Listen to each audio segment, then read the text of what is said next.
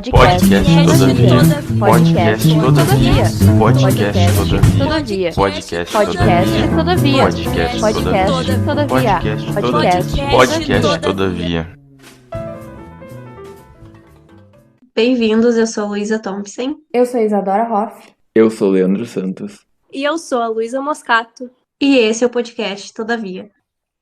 Bom, no episódio de hoje, nós vamos conversar sobre filosofia e educação com o querido professor Ronay Pires da Rocha. Ronay, é uma satisfação ter aqui a tua presença no podcast. E o nosso primeiro objetivo, o principal, na verdade, nessa série de entrevistas com professores que trabalharam no departamento, é obter uma perspectiva privilegiada sobre o curso. Uma perspectiva que é informada simultaneamente de dentro, mas também de fora. E não podemos pensar em um melhor começo para a série do que essa conversa aqui contigo. A nossa primeira pergunta ela é bastante retrospectiva. Como que era o curso de filosofia da UFSM na década de 70, quando da sua graduação e mestrado? Eu posso começar? Pode, palavra contigo. Então vamos começar.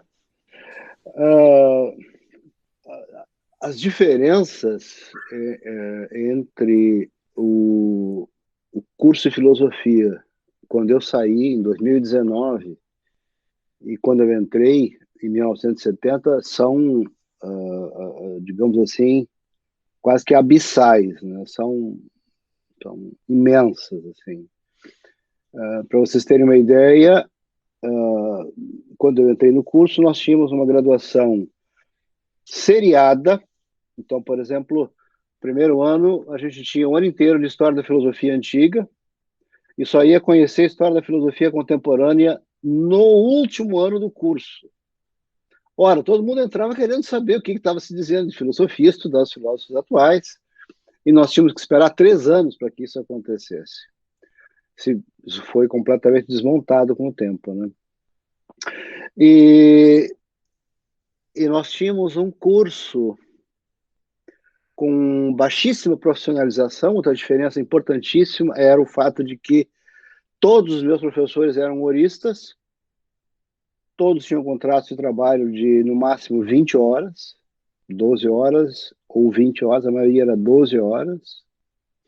Então, o tipo de compromisso que eles podiam ter com o curso era relativamente limitado, eles tinham que trabalhar em outros lugares, né? Tudo que nós tínhamos de recurso era a Biblioteca Central da Universidade, com um acervo razoavelmente limitado. E então, digamos assim, era uma época em que no universo da filosofia brasileira não se falava em mestrado, não se falava em doutorado. Nós tínhamos um professor com um doutoramento na Bélgica, todos os demais eram graduados, e mais, não se falava nisso, não havia esse assunto, mestrado, doutorado, esse tipo de coisa. E do ponto de vista da orientação filosófica, acontecia um fenômeno muito importante, assim, que era o fato de que a maioria dos professores, naquela época, eu diria a imensa maioria dos professores, tinham uma orientação filosófica bem determinada. Todos eles eram padres, ou eram ex-padres, e todos eles, digamos, eram leitores de Tomás de Aquino, de Aristóteles e Tomás de Aquino. Então, o tomismo era uma espécie assim de doutrina quase que oficial do curso, né? Pelo menos era predominante. Para vocês terem uma ideia, as primeiras aulas sobre Kant, quem deu no departamento fui eu, depois de contratado, porque a história da filosofia desviava de Kant. Hegel nunca era mencionado, não existia. Então, digamos assim, que essa orientação era bastante forte, não é? Aí alguém vai me dizer assim, eu fico pensando sobre isso e digo assim, tá, mas isso então era muito ruim? Claro que, por um lado, a gente não gostava nem um pouco. não é? Porque, digamos, vamos dar um exemplo. Quando nós fomos estudar Sartre, era um Sartre lido por um professor, né, tomista, que se esforçava muito, mas ele não podia disfarçar o desconforto dele com relação às teses sartreanas, né? Então, por um lado, isso não era bom. Por outro lado, pensando retrospectivamente, acontecia com a gente o fenômeno de você ter a vantagem de você ter um pai enérgico, de um pai muito, digamos assim, não vou dizer autoritário, mas um pai com alguma autoridade, porque nós tentávamos matar o pai. Portanto, a gente tinha um alvo preciso. Nós queríamos encontrar argumentos para desmontar o tomismo, para desmontar as teses do tomismo. E isso, então, dava para o grupo de alunos também uma certa identidade. Nós queríamos, os professores querem nos convencer de uma coisa e nós vamos tentar, né, resistir a isso da forma como a gente puder. Acredite ou não, tinha uma certa diversão nisso, tinha uma certa graça nessa história da gente querer matar o pai. E nesse sentido, então, foi um curso que era muito desafiador, assim. É difícil deixar de pensar que eu tive um bocado de sorte quando eu comecei a estudar filosofia, porque eu tive como professor de introdução à filosofia o único professor que não era um aristotelista, não era um tomista, era um professor que vinha da tradição da URGS, a tradição digamos assim, de Sartre e de Heidegger, que era o professor Carlos Scarinci. E a primeira coisa que ele fez na primeira semana de aula foi colocar nas nossas mãos para ler, e eu tenho meu exemplar até hoje, O Pensamento Selvagem, do Lévi-Strauss, um livro do Jaspers, de introdução, e o que mais? Daqui a pouco eu me lembro. Foram 3 livros assim, absolutamente impactantes. Assim. Me lembro que eu abri O Pensamento Selvagem e disse, mas como é que eu vou ler isso? Eu tinha recém saído do ensino médio, né? E os carinhas naquele semestre, ele estava particularmente apaixonado pela arte de dar aulas, assim. E nós tivemos um semestre de introdução à filosofia que foi maravilhoso, completamente desafiador, com leituras assim muito, muito desafiadoras mesmo. Então, digamos que a gente sobrevivia bem nesse universo, né, em que você tinha que encontrar esses recursos digamos, de resistência, mas ao mesmo tempo professores que colocavam desafios muito grandes para a gente, né? Seja no sentido de encontrar argumentos para tentar derrubar a metafísica do Tomás de Aquino, seja o desafio de ler Lévi-Strauss no primeiro semestre. O que me levou, e isso foi outra grande sorte que eu tive, o que me levou muito rapidamente a me interessar por temas de semiótica e filosofia da linguagem, já no começo do curso. Então, talvez o nosso isolamento aqui em Santa Maria, o fato dessas dificuldades todas de livros e tudo, fizesse com que a gente jogasse uma energia brutal, assim, conseguir fontes, conseguir referências, conseguir autores. Acho que quando eu olho para a situação que o curso está nesse momento, eu penso assim que do ponto de vista de ser estudante de filosofia, a experiência de que qualquer fonte está disponível a qualquer momento, ao menos se a gente sabe ler um pouco de inglês, e isso não é difícil, depois de 1 ano, 2, a gente pega o jeito, a meninada pega o jeito. Eu penso que essa experiência é absolutamente transformadora e marca uma diferença radical. A segunda, um corpo docente em que todos são doutores, um corpo docente com experiência, né, em graduação, em pós-graduação, em filosofia, enfim, e instalações, as instalações de hoje são incrivelmente melhores do que nós tínhamos, né? Então, digamos que a possibilidade de um estudante de filosofia hoje, na medida em que ele começa a saber o que ele quer, a possibilidade, digamos assim, a velocidade de crescimento pessoal pode e tende a ser muito mais intensa do que aquela que a gente teve, né? Eu acho que essa é uma das... Pelo menos era a grande queixa que a gente tinha. Para vocês terem uma ideia, quando eu fiz o curso a disciplina de estética, naquele tempo, não me lembro se ele chamava de filosofia da arte ou de estética, o meu professor foi ninguém mais, ninguém menos do que o Bruno Kiefer, grande musicista gaúcho. Ele é professor no Centro de Artes, e ele queria dar um curso baseado em Heidegger, na origem da obra de arte. E eu tinha esse livro, eu tinha uma edição espanhola, que eu consegui emprestado com o Scarinci. Sabe o que eu fiz? Eu peguei a minha máquina de escrever, uma caixa de folhas de stencil a álcool, e copiei o livro inteiro, datilografado, fiz as 25 cópias, entreguei para cada um, pedi o troquinho, né? Eu tinha que pagar o álcool e o papel. Quando eu penso nisso, de que para a gente poder ter o acesso a um clássico, eu me dei o trabalho de passar 2, 3 dias datilografando stencil. Só quem já fez isso sabe o que significa. Tem furaca, né? Furar o papelzinho ali, e depois tirar as cópias a álcool, pelo prazer de poder ter um professor super dedicado, como era o Bruno Kiefer, né? E a gente lendo Heidegger ali, que estava disponível, aquela tradução em espanhol que existe até hoje, está por aí. Então, assim, eu não tenho nenhuma queixa, eu acho que foram anos maravilhosos, assim, sob muitos aspectos, como acho que hoje também essa gurizada pode ter anos maravilhosos, com muito mais recursos, né? Eu acho que enfim, é um pouco por aí que eu vejo assim, essas principais diferenças. Outra coisa importante é, por mais que o governo nos coloque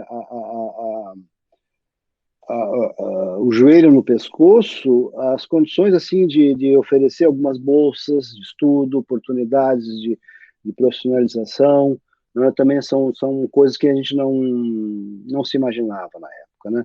Assim como eu não se imaginava também a sequência da formação, porque os mestrados só começaram a ser criados aqui no Rio Grande do Sul e, digamos assim, no Brasil, da metade dos anos 70 para frente, né? Então a gente não ficava imaginando muito, assim, pelo menos no Brasil. Quer dizer, quando se pensava em pós-graduação, a gente tinha que ter uma forma de sair do Brasil para poder fazer isso. Aqui não tinham essas oportunidades. Era muita vontade de estudar filosofia, né? Eu tô chocada, assim, tipo, às vezes eu escrevo um resumo à mão no caderno e penso, por que eu não digitei no computador? Agora vou ter que perder 30 minutos digitando. E a diferença, o cara vai lá e datilografar um livro. É verdade. Aulas, por exemplo, não existia Xerox, né? É evidente, não existia o Xerox, né?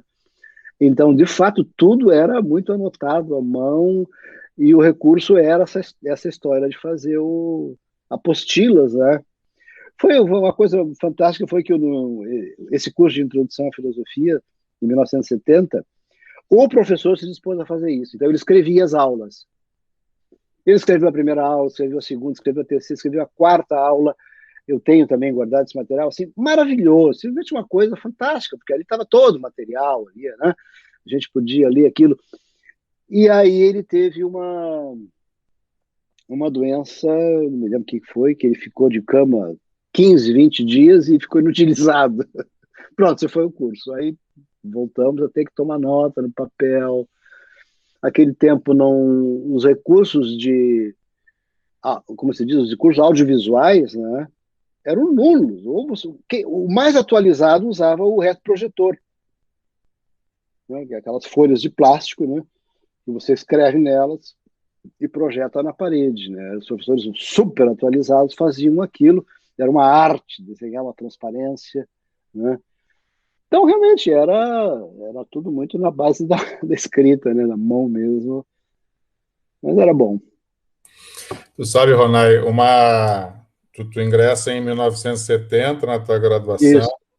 Eu ingressei em 1988. Os nossos colegas aqui de entrevista, Luísa, o Leandro, a Isadora, em 2019.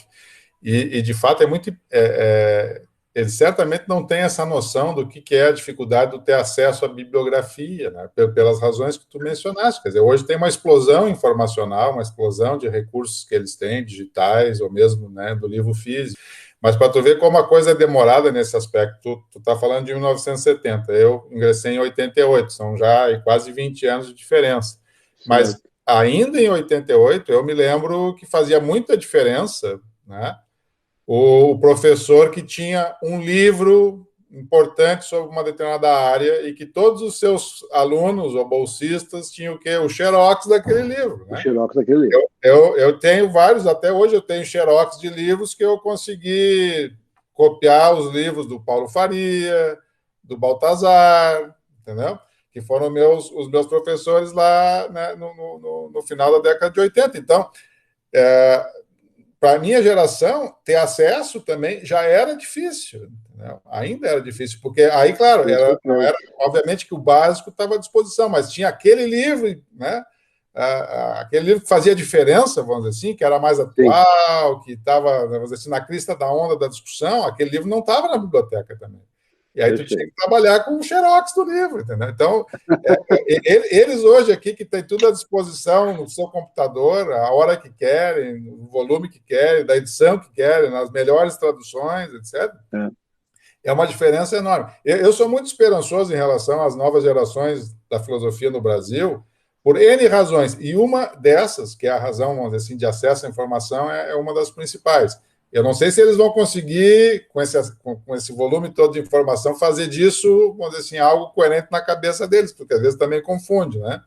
Mas eu sou muito esperançoso do que essa nova geração aí pode vir a fazer, né? E também tem a coisa de ter hoje a informação sobre filosofia na internet também, que não é na forma do livro, mas na forma de uma conversa, que nem essa que nós estamos tendo agora, que vai estar lá no podcast, no YouTube, em sites que nem o Crítica na Rede, e assim por diante. Quer dizer, hoje você tem uma profusão de material de qualidade à disposição. Com certeza.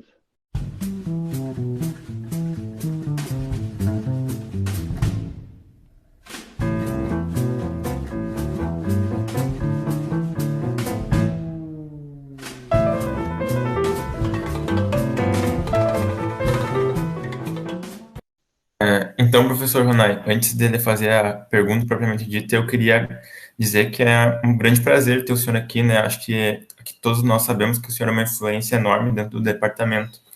Mas, então, vamos lá, né? Em 1976, entra em cena o professor Ronai, né? Nos conte um pouco das suas expectativas à época sobre a profissão de professor de filosofia e influências que o senhor tem no departamento, assim. Obrigado, Leandro. Muita bondade tua. O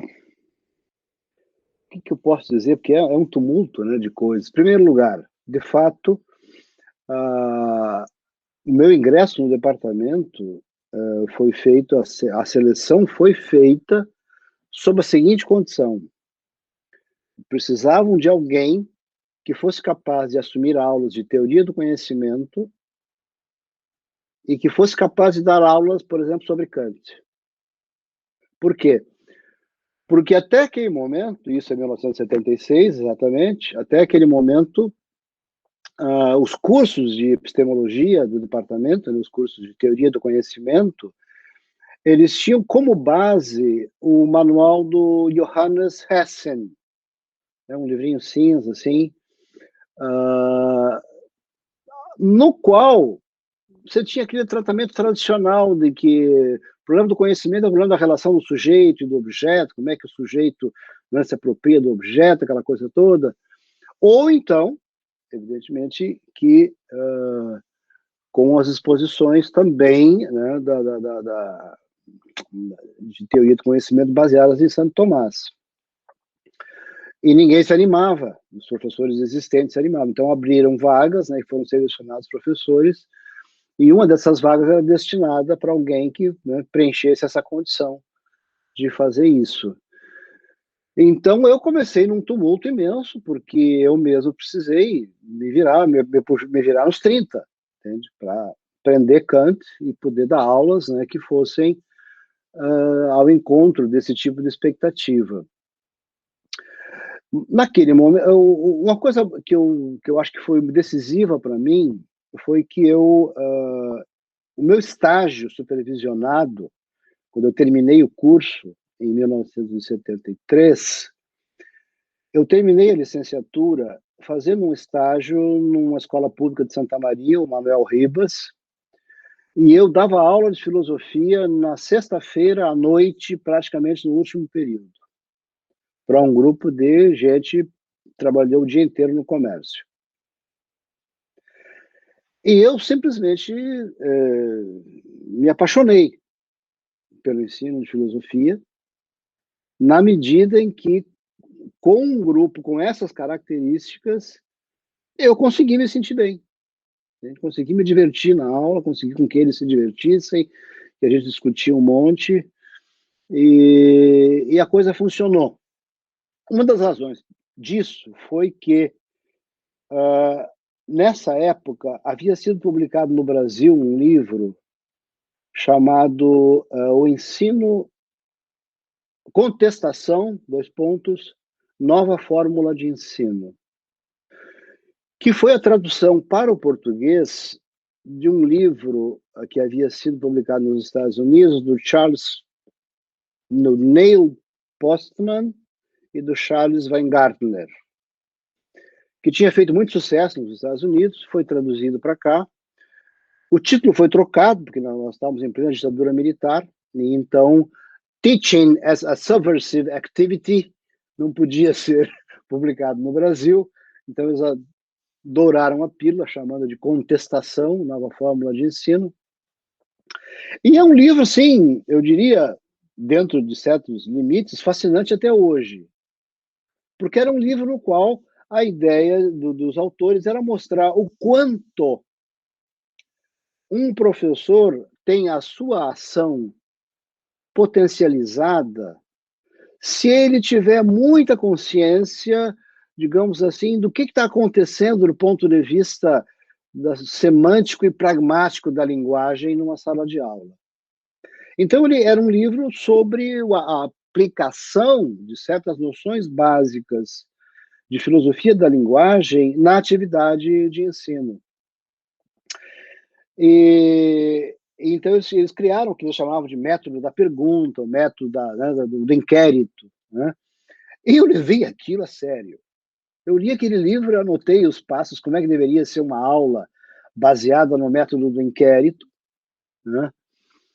Basicamente a ideia de que você nunca pode começar uma aula afirmando coisas, sabe? Comece perguntando, comece conversando e faça com que as pessoas comecem a falar, e aí você vai orquestrando um pouco aquilo e tal, em torno de um certo assunto. Aquilo me marcou de uma maneira tal, e eu estudei tanto aquilo, que eu consegui aplicar aquilo no meu estágio. E eu achei aquilo apaixonante, eu achei sensacional, entende? Porque eu tinha um grupo difícil, né, um grupo realmente complicado, e a coisa funcionou, entende? A coisa funcionou. Eu me lembro da minha orientadora de estágio sentar no fundo da sala de aula, eu entregava para ela a folhinha, né, com os objetivos da aula, onde é que eu queria chegar, o que nós íamos fazer, e eu começava. E depois ela me dizia assim, lá pela metade, ela dizia assim, ele não vai conseguir, isso não vai funcionar. E a coisa aí, no final, o negócio funcionava, né? Então eu comecei a minha vida profissional de uma maneira assim que eu consegui realmente me apaixonar um pouco pelo que eu fazia, né? Na medida em que essa coisa foi dando certo. E eu, desde o começo, então, eu fazia questão de, ao mesmo tempo que eu estou na sala de aula, expondo alguma coisa, discutindo com os alunos, conversando, eu comecei a desenvolver essa espécie assim de segundo plano de reflexão, para saber se a minha aula está funcionando, se aquilo está funcionando, se aquilo está fazendo sentido, né? Se aquilo está indo a algum lugar, alguma coisa está sendo feita ali, né? Então, eu tive essa frente, digamos, metodológica, assim, né, acho que ficou sempre muito clara para mim, e eu tinha esses desafios, que eram começar a falar um pouco sobre expor Kant. Depois eu me lembro que os alunos fizeram um banzé um dia lá, fizeram uma pressão, assim, muito grande. Como é que nesse curso ninguém fala de Hegel? E aí eu me atraquei, comprei tudo que foi livro possível, comecei a ler tudo que eu podia, porque eu queria dar um curso de História da Filosofia Moderna sobre Hegel. Né? Era inadmissível que não tivesse assim, alguma coisa nessa direção. E nesse meio tempo foi crescendo muito assim o meu interesse por filosofia da linguagem, por semiótica, né? E eu fui fazendo uma espécie de mix, né, de interesses que eu sempre procurei colocar na sala de aula, né? Sempre procurei fazer com que aquilo funcionasse na sala de aula, né? Então, acho que o fato de eu ter tido professores que, sendo tomistas ou existencialistas, eles eram também assim extremamente apaixonados pelo que eles faziam, né? Aquilo acho que fez uma diferença muito importante, me marcou muito assim, a ideia da gente ter essa espécie de compromisso com o que está fazendo, ficou muito marcada desde o começo, assim. E em 75 começou o movimento de criação do mestrado em filosofia de Santa Maria. Aí vieram alguns professores de Porto Alegre para trabalhar aqui, para começar o curso, e eu peguei assim um pouco também a primeira onda de renovação que teve, e aí eu comecei a aprofundar um pouco mais esses meus interesses na área de filosofia da linguagem, de semiótica, antropologia. Foi uma coisa que naquele tempo tinha uma coisa meio selvagem, assim, a gente tinha que trabalhar em muitas fronteiras, assim, tinha que tentar conhecer um pouco de tudo, porque a sensação era de que se a gente não saísse atrás, né, não corresse atrás do que a gente considerava assim o nosso prejuízo, o negócio não ia funcionar, não ia ter, né? Então houve muita abertura assim digamos assim de fronteiras, eu acho, que a gente, enfim, nosso isolamento aqui, né, tudo isso era decisivo para que a gente tivesse que ter uma redobrada energia para abrir essas frentes. Professor, no início ali da tua fala, que tu disse sobre essa questão do teu estágio. Sim. Eu sinto assim, eu vejo vários Arrepio. professores que que tem realmente essa didática e tudo mais, só que parece que é uma coisa muito pessoal, não parece algo tão possível, sabe? Eu acho que esse é o desafio que, pelo menos, eu sinto do tipo, como é que eu faço para prender a atenção do aluno? Como é que eu faço para sair dessa dinâmica de aula tradicional que já se repercute tanto e que os próprios alunos já esperam, sabe? Eu sinto que, tipo, dentro da licenciatura, esse é um dos maiores desafios, assim, pelo menos para mim, né? Além da questão do acesso à educação e tudo mais. É como se fosse um dom, né, Luísa? Não sei se tu estava falando isso, mas tem professores do departamento que eles dão aula como se fosse uma arte, sabe? É uma coisa assim que não parece que a gente vai conseguir alcançar aquilo. É uma coisa tão orgânica e é Sim. apaixonante, sabe? Ver os Aí tu professores. olha e é meio frustrante, porque eu penso, nossa, que foda, assim, quero ser assim. Ai, eu vou tentar preparar as aulas e, tipo, eu tenho que estudar muito de outras coisas além da matéria pra conseguir chegar a 1%. Daí eu penso, meu Deus, tem que saber de público, de atenção, sabe? Mas não, acho que eu queria voltar ao que a Isadora comentou. Na verdade, sim, Isadora e Luísa, é que no caso desses professores que vocês acham assim que conseguem fazer a coisa bem feita, vocês têm que lembrar que eles têm um apoio sem o qual isso não funciona, que são vocês que estão assistindo a aula. por causa da atitude de vocês. Vocês entram para o curso porque vocês, por alguma razão, estão interessados em filosofia, então vocês fazem, digamos, no mínimo 1/3 do trabalho, que é ter pessoas ali que a gente sente que querem aquilo muito, entende? Isso puxa muito um professor. Quando a gente vai dar aula no ensino médio, a gente tem aquela sensação assim, tá, mas esse pessoal talvez não esteja aí para nos puxar muito, eles estão ligados em outras coisas. E isso não é verdade.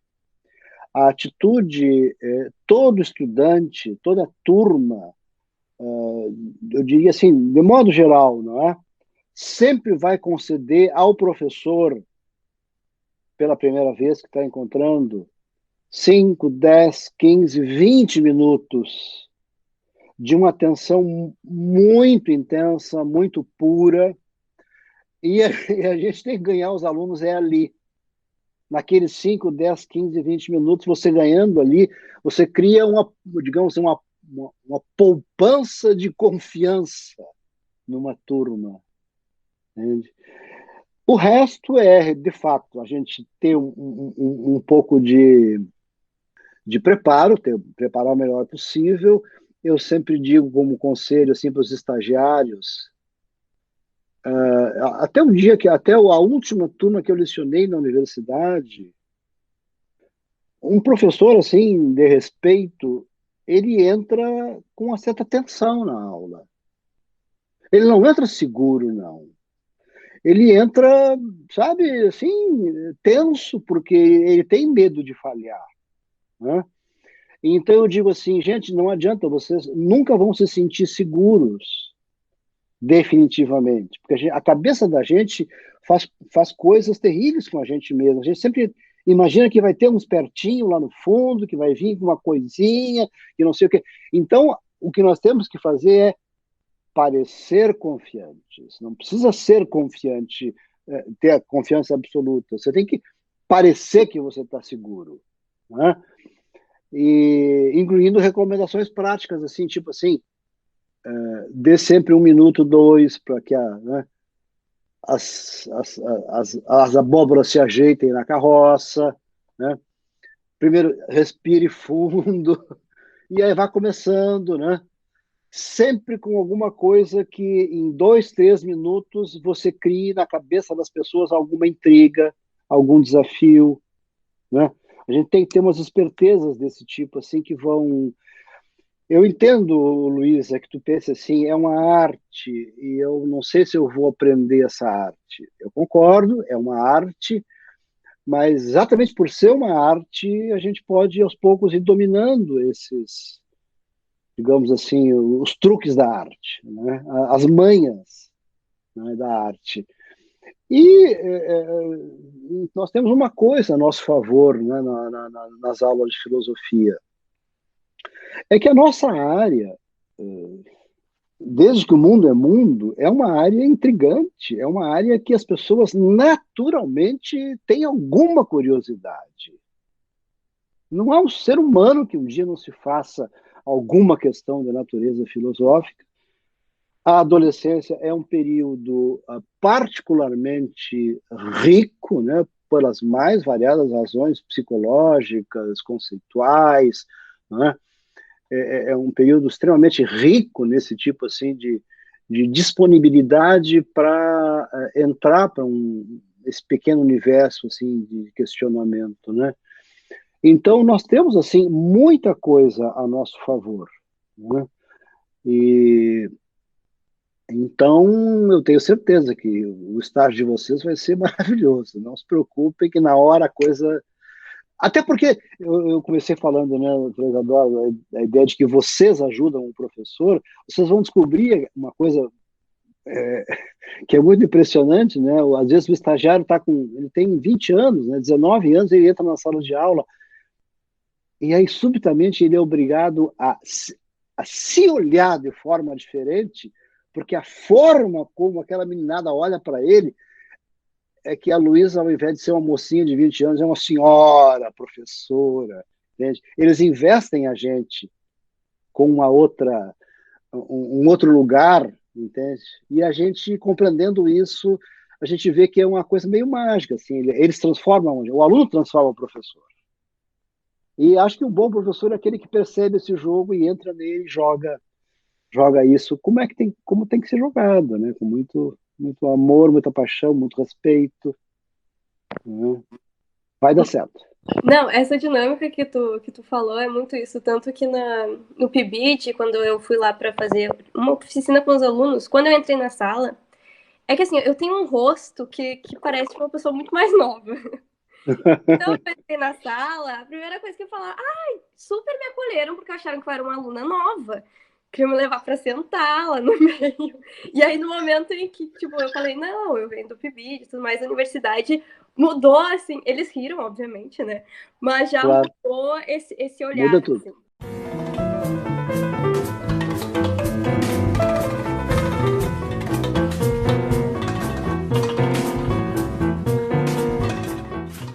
Mas enfim, professor.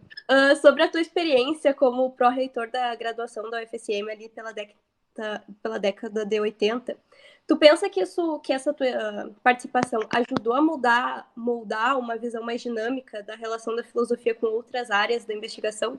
Totalmente. Totalmente. Eu confesso que para mim foi uma espécie de choque de realidade. É uma experiência, assim, para mim foi inesquecível, porque, primeiro, a gente olha a universidade, eu passei a olhar a universidade como um todo, né? Todos os cursos da universidade, os professores da universidade, você conhece a máquina por dentro, isso te dá um choque de realidade. Às vezes, eu percebi que o meu olhar para a universidade, para a cultura, para a própria filosofia, era demasiadamente fechado, corporativo, era o mundinho da filosofia, das nossas questões e tal, e aquilo me deu uma percepção muito diferente, assim, eu acho que contribuiu para eu tentar alargar um pouco mais, assim, a forma como eu via a própria filosofia, a levá-la com mais exigência ainda do que eu tinha, a ser mais exigente. A minha relação com a política também mudou bastante, porque uma coisa é a gente fazer a política sindical assim, dentro do sindicato, outra coisa é você sair e ver o quadro geral, né? Também foi muito decisivo.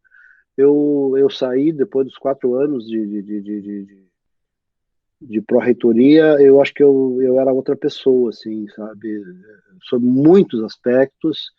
Eu entrei uma espécie assim de crise do que eu vou ser agora que eu estou ficando grande, né? Então eu não tinha feito meu doutorado até então. Na verdade, eu sacrifiquei o doutorado para ser pró-reitor. Eu tinha meu doutorado encaminhado com a Marilena. Eu ia para a USP, já tinha conversado com ela, eu ia fazer uma tese sobre Merleau-Ponty. E aí foi aquela discussão, não, vai ser a primeira gestão, compromisso democrático, não sei o quê, depois tu faz e tal. Eu acabei desistindo, então fiquei em Santa Maria, então isso atrasou o meu processo de doutoramento. Depois ele ficou muito mais complicado, virou um rolo imenso, mas eu acho que as mudanças que eu fui tendo na minha vida de filosofia, elas tiveram muito a ver realmente com o meu trabalho na pró-reitoria, com certeza.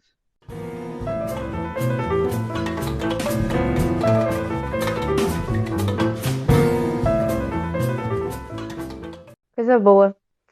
E, professor, em 2008, o senhor publicou Ensino de Filosofia e Currículo. Em que momento da sua trajetória de pesquisa a epistemologia do currículo aparece como um tópico central? Bom, agora fica fácil de vocês entenderem por que foi tão central, porque eu já contei o episódio do meu estágio. Né? No episódio do meu estágio, a minha leitura do Neil Postman, que, aliás, eu cito ele no meu ensino de filosofia e currículo, tenho uma nota de rodapé sobre esse livro. A leitura daquele livro e o fato de que uma coisa meio inacreditável, assim, eu me senti conseguindo aplicar o que eu havia lido na sala de aula aquilo me fez entender o seguinte: não, se eu tiver, digamos assim, mais consciência do que é o processo, né, de ensino-aprendizagem, eu consigo melhorar a minha prática, não é isso? Então, eu comecei ali, eu comecei a perceber a importância dessas questões educacionais na graduação, né? Na graduação. Também eu tive a sorte, eu tive uma professora de didática. É bem inacreditável isso, quando eu fico pensando assim. Ela fez a gente ler o Norbert Wiener, porque a tese era a seguinte: olha, no fundo nós estamos trabalhando com informação. Então você tem que começar a aprender um pouco sobre cibernética, teoria da informação. Então eu lia isso em 1972, 73 e tentava aplicar na sala de aula. Porque as pessoas estavam convencidas que esse era o caminho e tal, né? Então é uma coisa que vem desde o final da minha graduação, ainda quando eu era estudante de graduação, e que depois e que eu mantive assim sempre uma espécie de interesse, assim, o canto do olho sempre ficou muito ligado nesses temas de ensino. Eu tive um outro episódio brutal assim também que me marcou muito. Eu era muito curioso, eu queria ler de tudo. E aí um dia eu descobri, nas aulas, evidentemente nas aulas de educação, né, que tinha um tal de Jean Piaget, que era a maior referência em termos de psicologia, da aprendizagem, disso e daquilo. Bom, vou lá ler o Piaget. E aí eu descubro que o Piaget tinha um livro sobre filosofia. Não tive dúvida. Fui lá ler o livro, chama-se Sabedoria e Ilusões da Filosofia. Nesse livro, o Piaget acerta as contas dele, como que ele chama, é um acerto de contas dele com muitas coisas, e entre eles é um acerto de coisas com a filosofia. Tipo assim, por que é que eu, tendo sido alguém muito próximo à filosofia, acabei indo para a biologia, né? O Piaget tinha brigas na época, como um dos constituidores do campo da psicologia na França. O Piaget se irritava muito com o fato de que as aulas de psicologia da criança na Sorbonne eram dadas pelo Merleau-Ponty. Então, isso era motivo assim de... Olha a transição de época, né? Eu dei a transição de época, né? Merleau-Ponty, um fenomenólogo, um filósofo de carteirinha, né? E de carreira, dava aulas de psicologia. Isso gerava um problema, porque naquela época a psicologia tinha um estatuto um pouco indefinido. Tanto é que existia na época uma disciplina que a gente estudava, que eu estudei, que se chamava psicologia racional, né? Que era, digamos, a psicologia do ponto de vista filosófico, a descrição dos fenômenos psicológicos do ponto de vista filosófico. O que é a atenção, o que é a memória, tudo isso é muito antigo, né? E os psicólogos começaram a se irritar com essa presença. Bom, então deixa eu contar o episódio, né? E eu fiquei feliz, comecei a ler Sabedoria e Ilusões da Filosofia. E aí o meu professor querido, amado, que eu era, né, amava as aulas dele, apareça com um livro lá. O que está lendo isso aí, tia? Para de ler esse negócio aí. Eu passei por 2 ou 3 episódios desse tipo. Primeiro, quando eu li o Sabedoria e Ilusões, né, alguém tentar desqualificar o livro. Não, isso aí fala mal da filosofia, né? A mesma coisa quando eu comecei a ler o Quando Dizer é Fazer, do Austin. Eduardo, foi um episódio assim impressionante, sabe? Porque eu me apaixonei pelo John Austin, né? Descobri meio por conta, assim, comecei a ler, achei aquilo tudo fascinante. Um belo dia, um colega meu que tu conhece, o Júlio Cabreira, me vê lendo o livro e diz assim: o que tu está lendo esse tipo de coisa?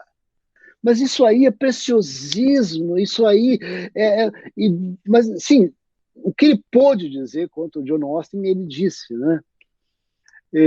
Então, e toda vez que eu li esses autores, tipo John Austin e o Piaget e tal, eu estava tentando reunir materiais, né, para qualificar a compreensão do processo educativo, do processo pedagógico, e, em última instância, potencializar meu próprio trabalho. Então, foi uma coisa assim, muito para o meu próprio gasto. Não é? A cabeça da gente, para mim, a filosofia, depois que eu li pela terceira vez a Clarice Lispector, A Paixão Segundo GH, eu não tenho mais receio de dizer que a gente filosofa porque a gente precisa se organizar. A vida desorganiza muito a gente, assim, e às vezes a gente tem que fazer um esforço de reorganização, como diz a Clarice Lispector, né? Então, eu naquela época eu andava meio desorganizado do ponto de vista de como pensar a relação entre educação e política. E eu tive também essa felicidade de descobrir Hannah Arendt, assim, praticamente saindo da graduação, né, me cai nas mãos a condição humana. E foi uma paixão, assim, instantânea, brutal. Eu fiquei pensando, assim, nas mulheres que foram importantes para mim na filosofia. Eu li apaixonadamente Susanna Langer, na graduação, os ensaios filosóficos da Susanna Langer. Recomendo muitíssimo. Essa mulher é uma lástima, assim, o quanto a obra dela acabou num desvão. Acabou, assim, meio que esquecida. Ela é simplesmente genial. A Susanna Langer antecipa em 30 anos certas coisas que estão na moda hoje, especialmente essa questão de que a gente tem que fazer filosofia lendo o biólogo, lendo o neurólogo. Ela fazia isso há 35 anos atrás. E muito bem. Então eu peguei essas coisas assim. Então foi a Susanna Langer, vem a Hannah Arendt, né? E a Hannah Arendt me ajudou muito nesse processo de enriquecer a compreensão do processo educacional, né, numa chave política que não foi a chave dominante na época, não era a chave dominante na época. Né? Porque esse foi um dos grandes dramas que a gente teve também, a minha geração, a gente passou por esse drama de que nós queríamos, digamos assim, nos engajar politicamente, né? Mas nem sempre o cardápio de engajamento que nos era oferecido era palatável. Né? Em Santa Maria eu tive aqui algumas situações assim de conflitos e eu diria assim, né? Conflitos mesmo, porque nós na filosofia começamos a procurar alternativas de compreensão política que não vinham digamos assim, não eram aquelas dominantes. Eu vou dar um exemplo concreto. Em 1983, eu criei um grupo de estudos no curso de filosofia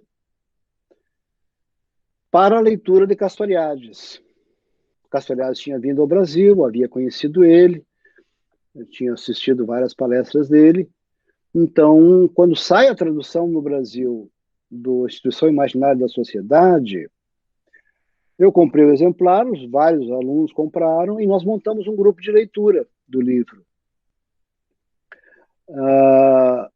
O Castoriadis, como vocês sabem, é um autor que vem da tradição de participação até no Partido Comunista, ele era de formação marxista e tal, mas ele começa um trabalho de revisão e de crítica muito sério. Ele chega ao ponto de dizer que uma frase final dos anos 70, né? Você tem que escolher, se você quiser ser revolucionário, você não pode ser marxista. Porque o marxismo perdeu a condição de propor mudanças revolucionárias na sociedade. Então, você quer ser revolucionário, tem que ter outra opção. Isso foi um choque para todos nós, né? A ideia de que essas coisas podiam ser desconectadas, e que a gente podia fazer muitas coisas revolucionárias e não precisava ser marxista. Então, nós começamos com essa discussão em Santa Maria, aqui, em 1982, 83, e eu era quase apedrejado, assim, as pessoas ficavam horrorizadas comigo. Fui desafiado aqui para discussões públicas com os luminares do marxismo da época aqui, porque essas coisas saíam um pouco da linha de conversa dominante.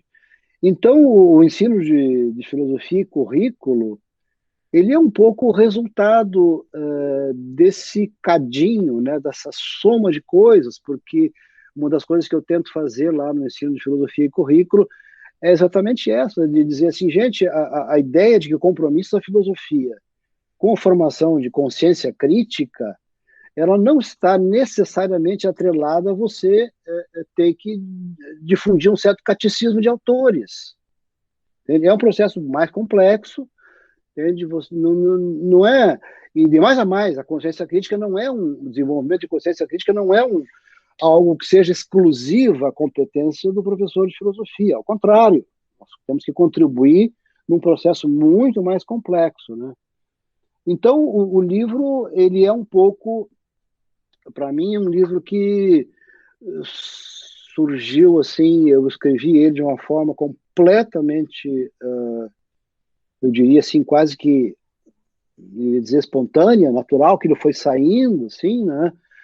E foi para tentar sintetizar um pouco, né?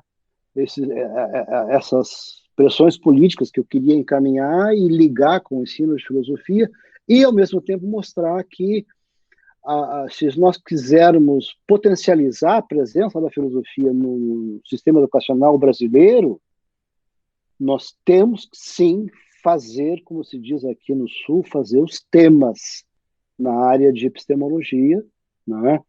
Porque o Brasil teve um empobrecimento da cultura pedagógica brasileira, foi brutal. Assim. Aquilo que nós ganhamos em termos de consciência política, da dimensão política da educação, nós perdemos, digamos assim, em outras áreas substantivas do processo pedagógico. Então, de certa maneira, a coisa começa, resumindo, né? A coisa começa lá quando eu termino a graduação, que eu vejo que essa tendência do debate de epistemologia e currículo para um francês, para um inglês, para um americano, era o feijão com arroz para eles. E no Brasil nós simplesmente passávamos por cima disso, assim, né? Houve, nos anos 70, a tradução de alguns livros, 2 ou 3 livros interessantes, contribuições da filosofia para essa área. Por exemplo, um deles é o livro que foi traduzido pelo Balthasar.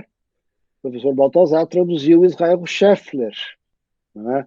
A linguagem da educação, a linguagem da educação. O Peter Hist foi traduzido também nos anos 70, mas ele foi traduzido e foi abandonado. Ninguém lia o Peter Hist como um Wittgensteiniano assim, de qualidade, de alta qualidade, né, escrevendo filosofia. Não, ele era abandonado. E foi abandonado por nós e foi abandonado pelo pessoal da educação. Virou um limbo. Então, o ensino de filosofia e currículo foi um esforço meu de tentar mostrar, gente, se não formos nós, na área da filosofia, a contribuir para um enriquecimento da cultura pedagógica brasileira, vai levar muito mais tempo. As pessoas que se formam em filosofia, elas ganham no curso, elas adquirem, elas treinam um conjunto de conhecimentos, de habilidades e de capacidades que faz com que o profissional de filosofia tem uma capacidade de interlocução na área pedagógica muito grande. É só ligar certas pontas e desenvolver certas leituras. Eu diria assim que, inclusive, esse é um campo de ocupação, um campo de possibilidades profissionais que os estudantes de graduação precisam valorizar mais. Nós não temos gente no Brasil nessa área. O debate sobre transversalidade, o debate sobre interdisciplinaridade é praticamente zero, a qualidade é baixíssima no Brasil. E se alguém é capaz de fazer isso com qualidade, é o profissional de filosofia.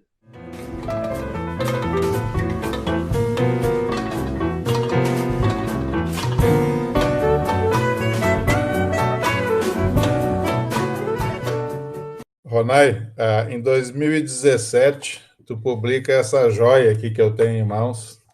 Então, logo as condições sanitárias permitam, eu vou aí correndo para pegar o teu autógrafo e dedicatória, porque a minha cópia aqui veio tardia, que é esse livraço, né? Quando Ninguém Educa, questionando Paulo Freire.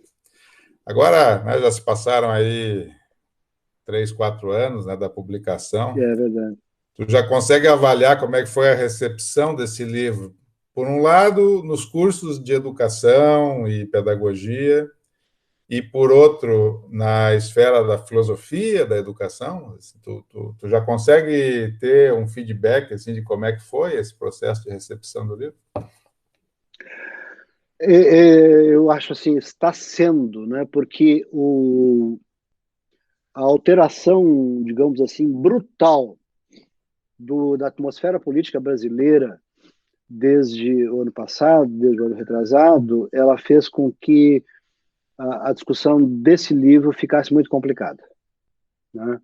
Se nós tivéssemos tido assim um desenvolvimento mais ou menos normal, como se esperaria e tal, eu acho que a situação seria outra, né? No momento, nas circunstâncias que a gente está vivendo, é bem complicado, assim, né? Bem complicado porque a discussão sobre Paulo Freire ficou demasiadamente enviesada, né? Quando eu escrevi o livro, não havia esse horizonte, não era por aí que as coisas estavam indo, né? E a minha ideia era exatamente de puxar essa discussão assim sobre uma, como diria no ensino de filosofia e currículo, né? Sobre epistemologia e ensino, né? E mostrar um pouco assim alcances e fragilidades de certas correntes dominantes da pedagogia brasileira, né?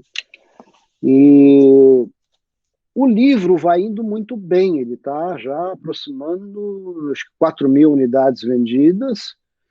O último boletim de vendas que eu recebi, ele vende melhor do que o Escola Partida. Então, ele segue sendo um livro assim que vem sendo lido. O retorno que eu tenho é excelente, né? É excelente, realmente. Mas alguns colegas, como um deles disse um tempo atrás, dizem, olha, só que é difícil de conversar sobre esses temas nesse momento, né? No começo eu até me incomodava um pouco com isso, agora eu resolvi realmente dar mais tempo. Eu acho que esse livro vai precisar um pouco mais de tempo para ser melhor compreendido, e eu não vou fazer pressão para que isso aconteça, né? Não tem que deixar certas coisas, o tempo vai ter que realmente curar, se é que, digamos assim, é possível, né? Vamos ver. Mas muito obrigado por gostar do livro. Eu fiquei assim completamente também, eu vou dizer a palavra assim, envaidecido com a reação do Paulo Faria nesse livro. Ele ficou também encantado, assim, ele fez questão de dizer que tinha gostado muito do livro, assim. E eu te dizer, Eduardo, às vezes eu mesmo tenho dificuldade. Assim, eu gosto muito do livro, sabe?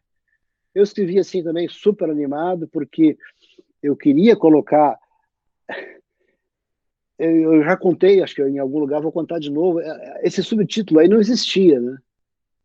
Não existia esse subtítulo. O livro era simplesmente. Aliás, o título do livro era horrível. Era Bases que nos faltam. E era um livro no qual eu tentava ajudar um pouco na discussão da Base Nacional Curricular Comum. Submeti o livro aqui na Universidade Federal de Santa Maria, e a editora, os pareceristas, recusaram o livro. Disseram que não, que o livro era muito ensaístico, isso e aquilo. Não são pareceristas anônimos, e eu conheço as regras do jogo, eu aceitei, tudo bem, deixa por isso mesmo. Mas naquele momento eu tive um transe, assim, eu disse, não, eu vou rebatizar o livro, e o livro vai ser Quando Ninguém Educa. Mandei o livro para a editora Contexto. Aqui eu quero dizer uma coisa para vocês, alunos que estão me ouvindo. Se vocês quiserem um dia publicar livros, a única coisa que vocês têm que fazer é escrever um bom livro. O resto se arruma sozinho. Eu não conhecia ninguém na editora, mandei o livro para lá, negociamos durante um mês e eles publicaram o livro, mas fizeram essa exigência, né? Professor, já que o senhor gosta tanto de polêmica, precisamos... Não, não disseram isso, mas como se tivessem dito assim, o senhor mora aí em Santa Maria, tão longe, a gente não ouve falar muito e tal, nós precisamos ter um chamariz, assim. Tudo bem, vamos lá. E isso fez com que um livro no qual a presença do Paulo Freire é apenas uma espécie de ilustração do problema passasse para o primeiro plano, porque o que realmente, Quando Ninguém Educa, tem uma parte substantiva, entende? Tem, eu diria, mais de uma parte que é substantiva do ponto de vista da epistemologia e assim por diante. Substantiva, assim, como uma contribuição para enriquecer o cardápio, né? É um livro, eu tentei escrever de uma forma bem agradável e tal. Então é um livro assim, de recepção e compreensão que eu vou ter mais paciência, esperar um pouco mais.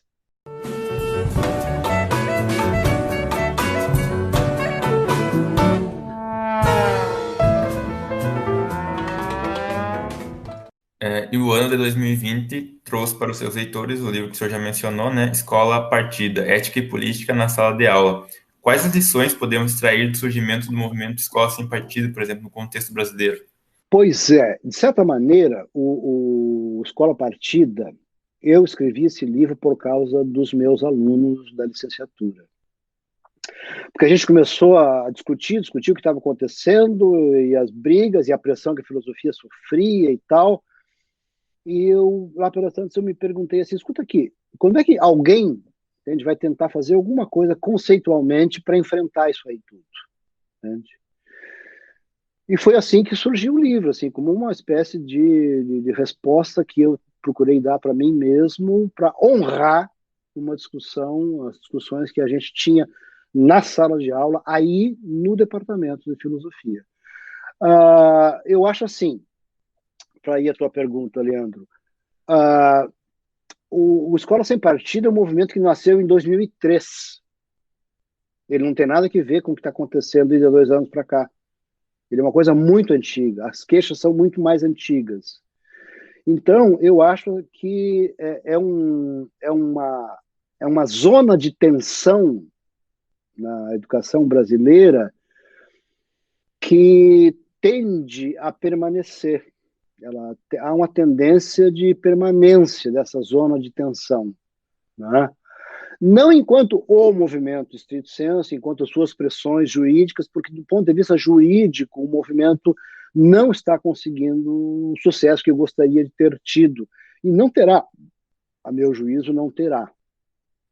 Mas eu achei que faltava uma resposta, que faltava uma abordagem, que é aquela que nós da filosofia somos capazes de dar, né? Então, eu havia me aposentei no começo de 2019, e disse assim, bom, a minha vida agora é escrita, agora eu quero escrever, entende? Então, eu disse assim, eu vou fazer isso. Eu fiz em 6 meses esse livro, até como uma forma de curar um pouco a dor que eu estava sentindo de me aposentar, de não ter mais os alunos comigo, tudo. Então, eu escrevi em 6 meses esse livro, para também tentar, eu acho que é importante que nós, professores, nós precisamos sinalizar para vocês que essa área de trabalho, ela tem muitas dimensões, ela é capaz de dar uma contribuição política e cultural para o Brasil muito importante, e eu modestamente dizia assim, olha, eu vou tentar dar uma amostra do que a gente é capaz de fazer sendo filósofo, porque isso abre horizontes, eu acho. Isso ajuda assim, a gente a compreender as possibilidades de participação e de intervenção da filosofia no Brasil. Então, o movimento, eu espero que cada vez seja mais fraco, que não tenha razões para continuar existindo. Mas sim, eu acho que existem problemas importantes, assim, especialmente nessa questão de como é que nós exercitamos a nossa consciência política na sala de aula, né? E o livro é um esforço de ajudar um pouco nesse debate.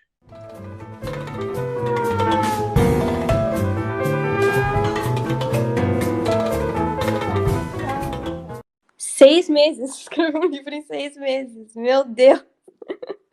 Eu fico pensando que eu tô fazendo agora os trabalhos finais de graduação, chorando para escrever um artigo. O cara vai lá e escreve um livro. Luiz, daqui a pouco, eu vi uma pergunta aqui, daqui a pouco então eu vou te contar uma outra coisa sobre 6 meses. Ah, tá. O professor Passarinho nos contaram sobre essa sua paixão voraz de escrever, porque já tem um novo livro em preparação, não basta os outros pais.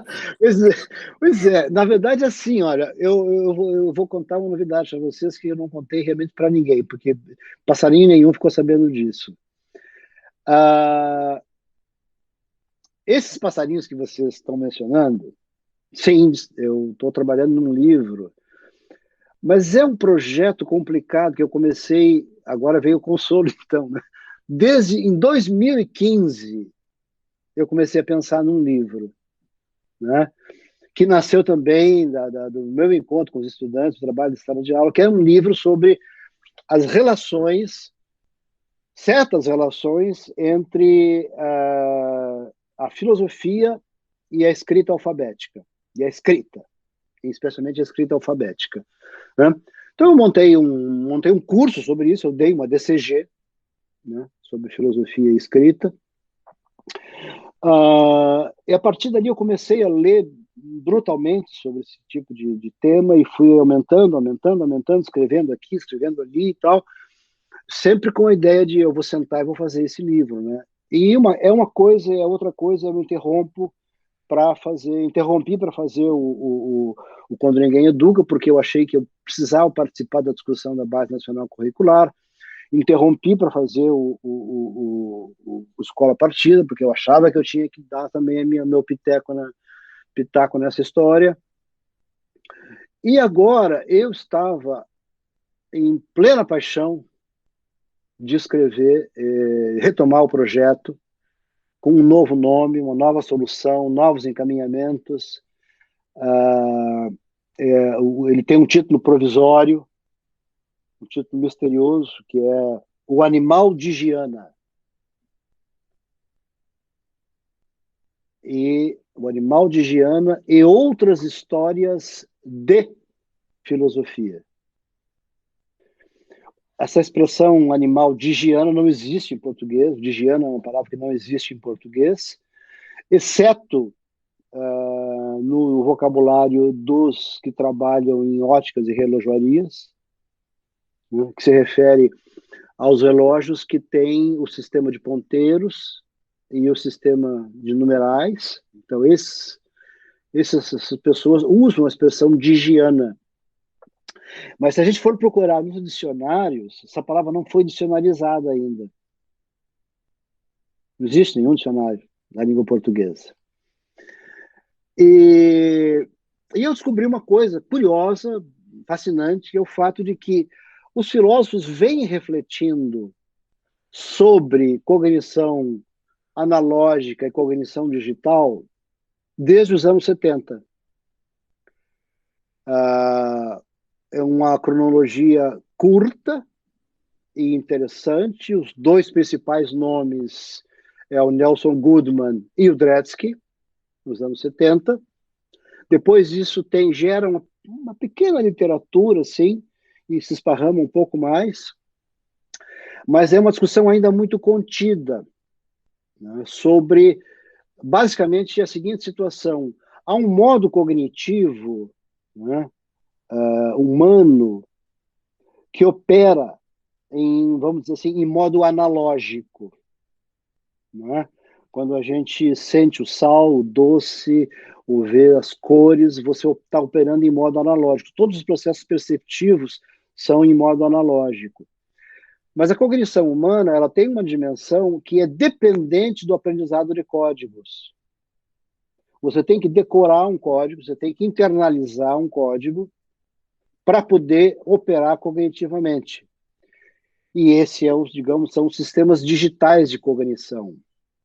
O tema é trivial, o tema é conhecido, vem desde os anos 70, mas por razões que eu desconheço, não tem sido, a meu juízo, devidamente explorado.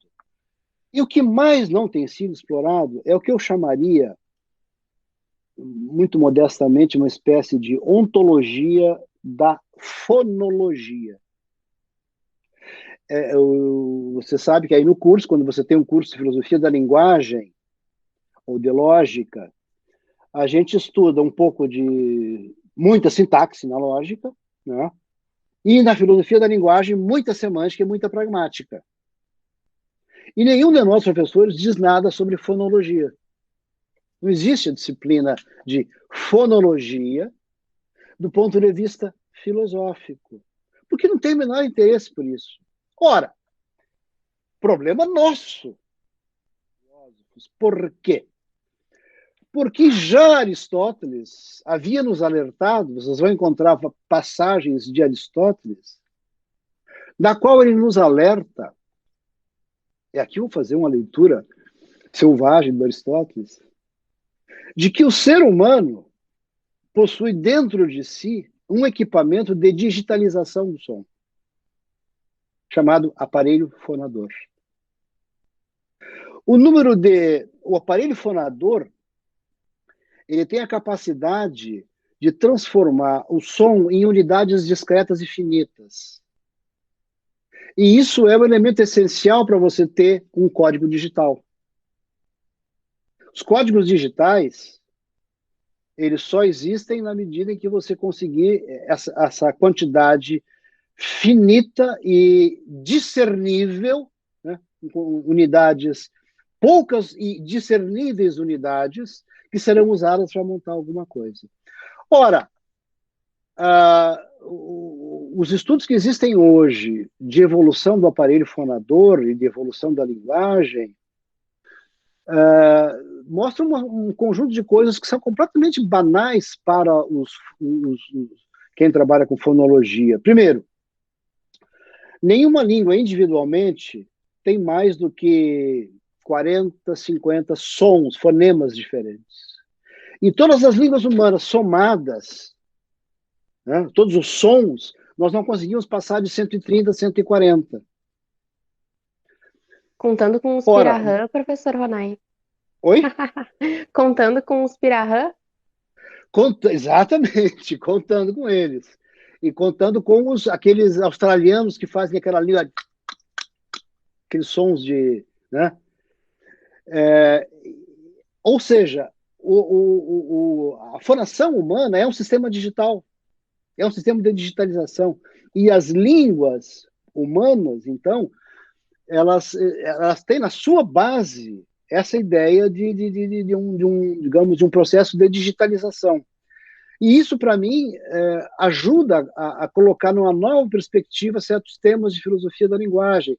Por exemplo, já que você falou nos Pirahã, está mais do que na hora a gente revisitar uma série de lendas que eu aprendi sobre a hipótese Sapir-Whorf, né? Porque às vezes a gente flerta demasiadamente com certas hipóteses assim de que a língua é uma espécie de modelagem da realidade e tal e coisa, e só que tem alguns fenômenos que a gente descuidou na análise. Então esse livro, ele começa assim, ele começa descrevendo o animal de Giana, né? Como é que funciona essa coisa toda. É uma brincadeira que eu começo com uma brincadeira com o meu neto, dizendo que letra e número é tudo a mesma coisa, é tudo parecido, entende? Aí ele fica intrigado e eu vou mostrando para ele como é que as letras também são com o sistema de digitalização e tal. Então, é um livro assim que digamos que eu estou apaixonado por isso, completamente apaixonado, e estou em pleno trabalho desse livro. Só que, Luísa, faz uma semana que a editora Contexto me encomendou um outro livro. Aí eu não pude recusar porque eu me queixei a vida inteira de que os filósofos não ficam, eles falam de tudo, mas eles não trabalham com filosofia da educação, estrito senso. E a editora Contexto está abrindo uma nova coleção de livros para o ano que vem, e um dos volumes, eles querem ter um volume sobre filosofia da educação, escrito para estudantes que estão começando o curso. Aí me provocaram, se eu topava ou não. E eu pensei assim, não vou escrever, eu estou apaixonado pelo Digiano, eu quero meus bichos de Digiano, não vou fazer esse livro, não. Mas depois eu pensei, para um pouquinho, isso é uma proposta que eu não posso recusar, porque acho que também é né? Se você tirar a parte polêmica do Quando Ninguém Educa, a parte polêmica do Escola Partida, são temas de filosofia da educação que estão ali, né? Então, Luísa, eu aceitei, desde ontem começou a bater o clock do relógio, porque no dia 31 de dezembro eu tenho que entregar os originais desse livro. É uma pedreira, é uma área muito complicada, né, eu estou em processo assim, de excitação e sofrimento muito grande, porque é uma responsabilidade muito grande, né, de tentar pensar um livro desse. Mas, enfim, eu negociei 30 dias com ele, mandei um projeto, escrevi um capítulo inicial, tal. E agora faz uma semana a gente acertamos, eles gostaram do meu projeto. Então, por isso que eu brinquei que agora eu tenho 6 meses para entregar os originais de um livro. Eu tenho a meu favor o fato de que um pouco foi para isso que eu me aposentei, né? Então eu trabalho insanamente, né? Eu tenho essa condição de poder ficar trabalhando meio insanamente. E me alimento muito disso. Eu acho assim que a responsabilidade que nós, professores, temos com vocês, estudantes, ela vai muito além das aulas. Porque quando a gente abre as vagas para que vocês entrem no curso, nós estamos sinalizando com a existência de um campo de ocupação, de um campo de responsabilidades, de um campo de trabalho. Então, nós temos que ajudar a produzir essas frentes de trabalho, essa presença da filosofia no nosso país, né? Então, vamos nessa. Vamos trabalhar porque tem que ser por aí a coisa. Isso que está em preparação, então, desde ontem. Na verdade, eu comecei ontem isso. Eu gostaria de dizer agora... que o primeiro livro que tu estava falando, que tu está apaixonado sobre a escrita, eu sinto lhe informar, mas tu vai ter que terminar muito rápido, porque agora eu quero muito ler. Então assim, fica agilizar o processo aí. Certo. E outra, eu penso assim, nossa, a pessoa vai se aposentar, vai descansar, vai descansar nada, trabalho atrás do trabalho. A gente carrega pedra para descansar, literalmente. Professor Ronai, falso das palavras da Luísa as minhas, fiquei muito curiosa para esse livro que o senhor está apaixonado, mas que infelizmente terá que adiar, mas porque até coisas mais simplistas como as próprias emoções, né, e o sentimento que a gente tem dia a dia e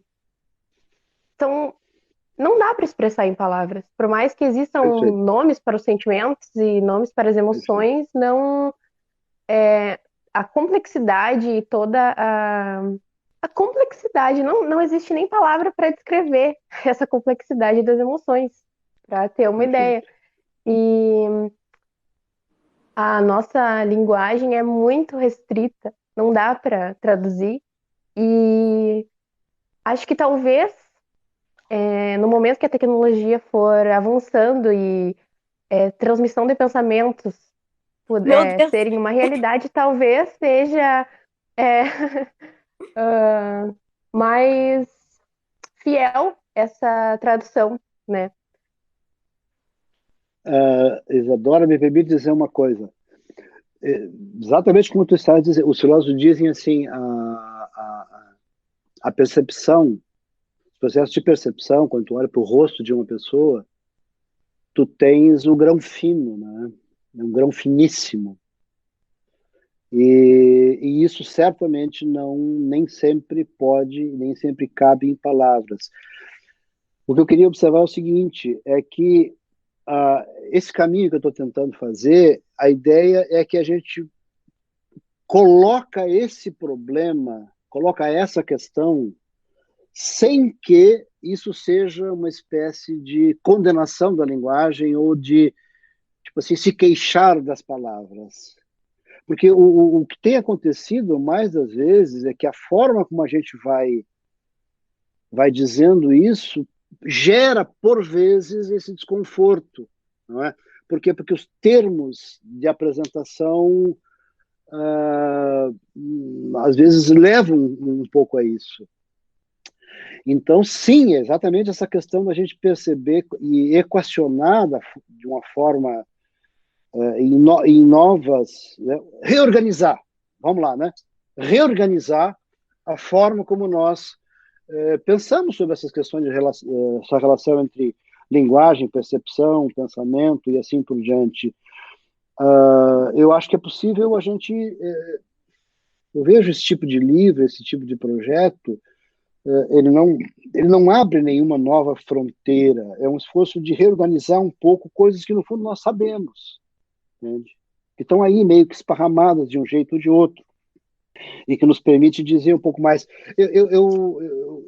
O que eu senti, e é só por isso que eu tentaria me arriscar nesse tipo de coisa, é que, por vezes, a gente faz trabalhos absolutamente sofisticados e de ponta na filosofia, e não para um pouco para dar uma reorganizada que ajude quem está vindo, entende?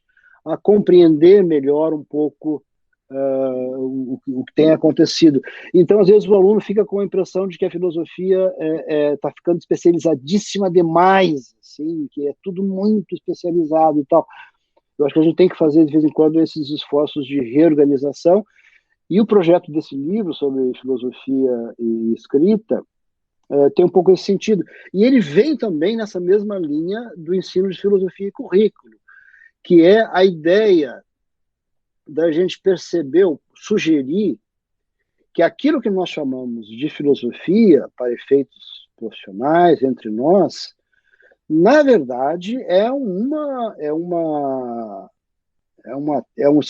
tarefa de humanidade, talvez um pouquinho ainda mais abrangente.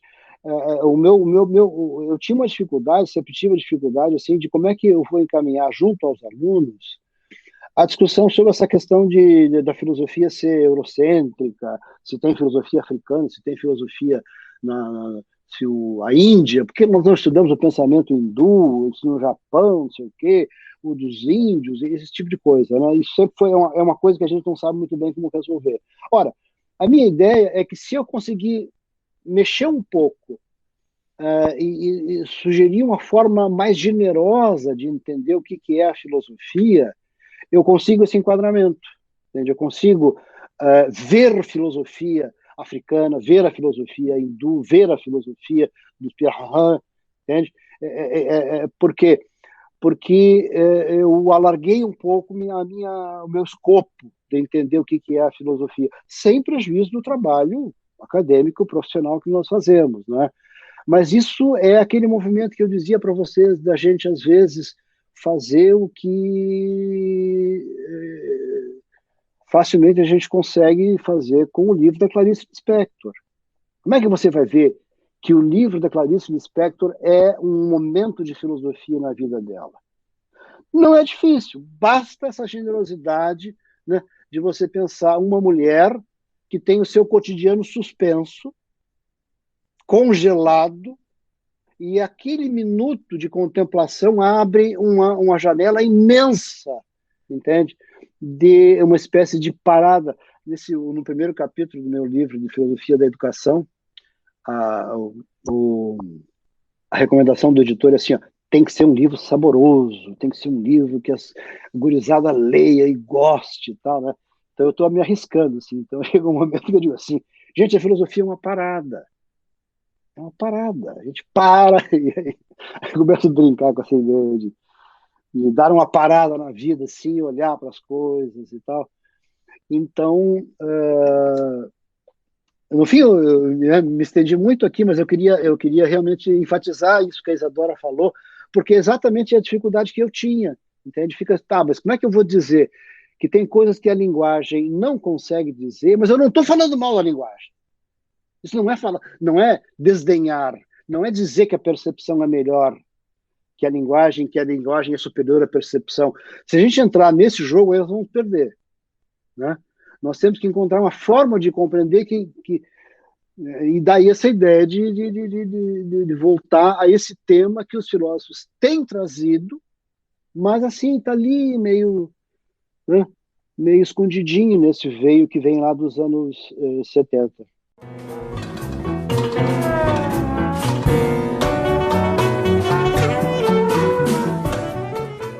Ronai, tu sabe que a Isadora tem as duas perguntas finais para ti e tal, mas eu quero aproveitar, depois de te ouvir falar sobre o entusiasmo com os teus livros, assim, vou fazer aqui um momento confessional. Talvez quem não é aqui da UFSM, não acompanha os detalhes aqui do nosso departamento, talvez não saiba disso, mas por uma dessas coincidências, vamos dizer assim, a aposentadoria do Ronai acabou sendo a minha porta de entrada para a UFSM. Né? Muito provavelmente, se o Ronai não tivesse aposentado, eu não estaria aqui na UFSM hoje. E eu confesso que isso sempre foi para mim um grande incômodo, porque eu sei da tua importância, né, aqui para o departamento, eu sei, ouvindo os relatos, várias pessoas que passaram aqui foram entrevistadas nesse programa, falaram da importância do professor Ronai e tal. Isso para mim sempre é um peso enorme, né? De saber assim, nossa, esse professor se aposentou e acabou que eu acabei entrando aqui agora porque ele se aposentou, e isso me incomoda muito. Isso coloca uma pressão, assim. Eu sei que pode ser meio bobagem, mas isso me coloca uma pressão. Mas quando eu ouço tu falar, né, com a densidade das coisas que tu está fazendo agora, com a originalidade das coisas que tu está fazendo agora, com a produtividade, né, esse entusiasmo que tu está tendo agora de produzir textos assim que certamente são marcantes para a nossa, né, tradição filosófica aqui no Brasil, eu me sinto menos, tipo assim, incomodado com a tua aposentadoria, sabe? Porque eu te conheci em 2015, né, tu participaste da banca do meu doutorado, a gente não tinha contato prévio, assim, e eu passei a te admirar a partir daquele momento, e acabou que gerou essa coincidência, vamos dizer assim, né? De novo, né, te ouvindo, assim, vendo a tua produção agora, né, de 2019 para cá, as coisas que tu está fazendo, os projetos que tu está fazendo, eu me sinto menos, vamos dizer assim, incomodado, porque a tua produção está deixando uma marca importantíssima para a nossa cultura filosófica nacional, né? E eu só espero que esse teu entusiasmo dure muito, porque a gente vai precisar muito te ouvir, né? É uma pena, de fato, como tu falou, que o teu livro, né, Quando Ninguém Educa, acabou entrando numa contramão do nosso, né, do zeitgeist político, assim, mas isso vai passar e nós vamos voltar a falar sobre o teu livro num outro momento mais propício, né? Mas eu queria deixar isso registrado aqui, antes da Isadora te fazer as perguntas ali, que são mais até biográficas mesmo, né? Deixar isso registrado para o nosso público aqui, da admiração que eu tenho pela tua figura e a admiração que eu tenho pelo trabalho que tu está fazendo agora, né? Como né, as entrevistadoras falam, pô, mas o cara se aposentou, mas é agora que ele está mais produtivo, né? Eu acho maravilhoso. Tu é um espelho para muito do que eu quero ser na vida depois, se eu conseguir ter essa vitalidade. Mas, Eduardo, me permite dizer assim, olha, eu te conheci praticamente lá na defesa, assim, né? Mas a tua fama te precedia. E depois de ler o teu trabalho, assim, eu te conhecer naquela oportunidade, Quando eu fiquei sabendo que eventualmente poderia vir a ocupar a minha vaga, eu te confesso que eu fiquei muito contente. Fiquei muito contente porque enfim, te conheço e eu sei, entende, a tua brutal capacidade de trabalho, do que tu fazes, a qualidade, da fineza do que tu é capaz de fazer. Então, por favor, né, quem ficou muito contente com a tua presença no departamento fui eu. Eu achei que ia somar muito para o nosso departamento. Então, vamos lá, vamos nessa e vamos seguir. Coisa boa. Eu acho que eu falo pelo Leandro e pela Luísa também, que é realmente uma honra essa conversa de vocês dois, porque por mais que a gente não tenha conhecido o senhor professor Ronai, realmente a fama do senhor, o senhor tem uma fama impecável no departamento, é realmente admirador. E o professor Eduardo, né, eu tive uma cadeira com ele, que foi a introdução à filosofia, e depois mais teve uma DCG, mas no fim eu não continuei. Mas realmente o professor Eduardo é um ótimo professor, assim, com certeza ocupou o lugar do senhor com magestria, não sei agora a palavra, mas enfim, o meu coração, não sei do Leandro e da Luísa, mas assim, tá saindo para fora da boca de ter essa oportunidade de participar dessa conversa, e foi uma conversa tão legal assim, realmente. Uma grande honra mesmo. Luísa, quer falar? Eu fiz uma DCG com o professor Ronai.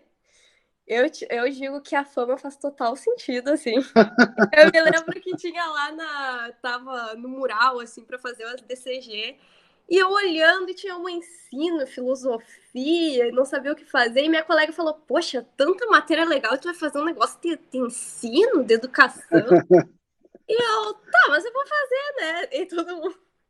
E depois que eu vi que era com o senhor, nossa, muito boa a sua aula, muito boa mesmo. Legal demais. Obrigado, Luiz.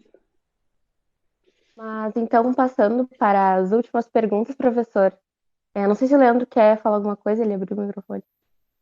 Na verdade, assim, ó, eu sempre tive para mim que um professor, assim, a gente se torna professor para não deixar de ser aluno, sabe? Então, para mim, eu sempre tive muitos professores marcantes na minha vida e às vezes a gente para, assim, para refletir o que eu tô fazendo na filosofia, né? O que eu tô fazendo na licenciatura de filosofia, principalmente, sim.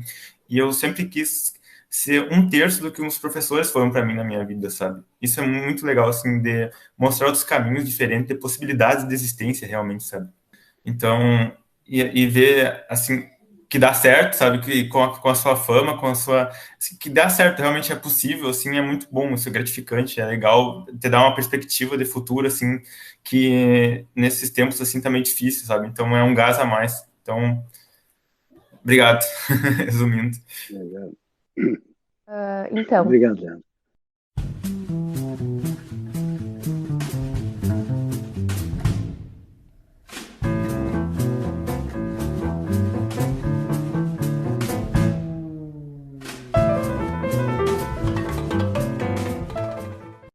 professor, o que te levou a fazer filosofia? Isadora. No ensino médio eu tive filosofia aos 3 anos. Né? Então eu tive esse contato, brigava muito nas aulas, os professores também eram bem tradicionais. Eu achava curioso tudo aquilo, interessante, mas eu pensava em estudar psicologia. Bom, nesse meio tempo, através da minha professora de francês do ensino médio, eu conheci um professor de filosofia, esse que depois foi meu professor de introdução, o professor Carlos Carinci. E aí, enquanto estudante de ensino médio, eu frequentei a casa dele, né, comecei a ler coisas de filosofia, e aí coincidiram 2 processos simultâneos. Minha família estava falida, meu pai estava falido, desempregado, não tinha dinheiro, nós estávamos matando cachorro a grito, e não existia psicologia em Santa Maria. Eu queria ir para Porto Alegre e nós não tínhamos condições de bancar isso, né? E, junto com isso, no entanto, eu comecei a me aproximar da filosofia através desse professor, que era marido da minha professora de francês, maravilhosa professora de francês. Os dois, assim, eram pessoas maravilhosas. E aí eu me lembro de um dia estar caminhando na rua do acampamento e dizer assim para mim mesmo: eu vou estudar filosofia. E aí eu perguntei para ele: mas por que eu vou estudar filosofia? Meu Deus do céu. Né? O que eu espero da filosofia? E eu me lembro que eu disse uma frase para mim mesmo, assim, completamente trivial, assim. Eu quero compreender um pouco mais as coisas, assim, eu quero, sabe? Eu, eu, eu morei muitos anos numa pequena cidade do Paraná, do interior. Aí, quando eu vim para Santa Maria, eu tinha uma espécie de complexo de inferioridade, assim, né? Porque aqui todo mundo era chique, se vestia bem, liam coisas sofisticadas. E eu me sentia meio grosso, como a gente diz, assim, né? Meio grosso e tal. E assim, eu quero entender mais, sabe? Eu quero compreender um pouco mais as coisas, assim. E aí eu entrei de cabeça no curso de filosofia. No segundo ano eu tive uma crise brutal, resolvi abandonar o curso. Tem que estudar alguma coisa prática, administração, alguma coisa assim, porque isso aqui não. Porque aí foi um ano inteiro de ensino de História e Filosofia Antiga, um ano inteiro de História e Filosofia Medieval. Aí quando chegou nos últimos medievais eu já não aguentava mais. Estava assim, não faz muito sentido tudo isso.